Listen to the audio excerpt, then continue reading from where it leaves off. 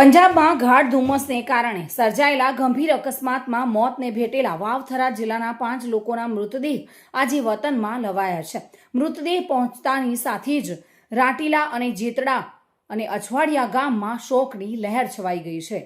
સિમલા ફરવા ગયા બાદ પરત ફરતી વખતે પંજાબના ગાઢ ધુમ્મસના કારણે એક ગંભીર અકસ્માત સર્જાયો હતો।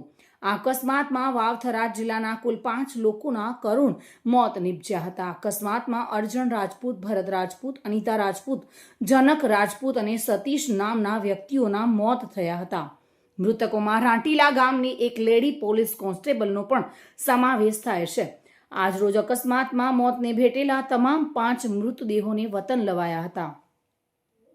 મૃતદેહ લવાતા જ અછવાડિયા, રાટીલા અને જેતડા ગામોમાં શોકનું મોજું ફરી વળ્યું હતું। ખાસ કરીને લાખણીના અછવાડિયા ગામમાં 2 મૃતદેહ લવાતા આખું ગામ હિબકે ચડ્યું હતું। બંને કુટુંબી ભાઈઓની અંતિમ યાત્રા એક સાથે નીકળતા આ દ્રશ્યો હૃદયરાવક બન્યા હતા। મૃતકોના સ્વજનો, સગા સંબંધીઓ અને ગ્રામજનો મોટી સંખ્યામાં અંતિમ દર્શન માટે ઉમટી પડ્યા હતા। પંજાબમાં ધુમ્મસના કારણે થયેલા આ અકસ્માતે વાવથરા જિલ્લાના અનેક પરિવારોને શોકમાં ગરકાવ કરી દીધા છે।